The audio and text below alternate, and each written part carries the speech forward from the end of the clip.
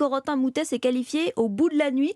À 3h du matin, il l'emporte 6-3, 5-7, 16-6 face au Britannique Norrie. Une victoire qui lui offre à 23 ans son premier ticket pour les huitièmes de finale de la compétition.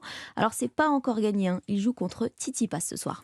Il sera épaulé par un compatriote, Gilles Simon, toujours dans la course. Difficile de croire que le Niçois sera à la retraite dans quelques jours. Et oui, surtout après sa performance face à l'Américain Fritz. Après 3 heures de match, le Français est venu à bout du 11e joueur mondial. Pour les quarts de finale, il défiera cet après-midi Félix Auger-Aliassime. Lui a fait un passage éclair sur le court de l'Arena. Raphaël Nadal quitte la compétition dès son entrée en lice, maîtrisée par l'Américain Tommy Paul.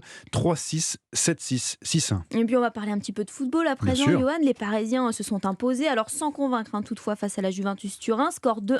Au même moment, Benfica a pulvérisé le Maccabi Haïfa 6-1. Bref, la première place du groupe s'envole pour le PSG alors qu'ils n'ont perdu aucun match depuis le début de la compétition.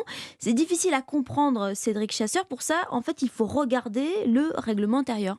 Oui, pour la première fois de l'histoire, l'UEFA a utilisé l'alinéa G de l'article 17 pour départager deux équipes à égalité de points, de buts marqués et de buts encaissés. C'est finalement sur le nombre de buts marqués à l'extérieur que le Benfica a fait la différence. Un scénario presque inimaginable pour l'entraîneur Christophe Galtier. Depuis que je suis arrivé au Paris Saint-Germain, je vous parle souvent de la Champions League. Quand vous me parlez de la Champions League, je vous dis que c'est des choses irrationnelles.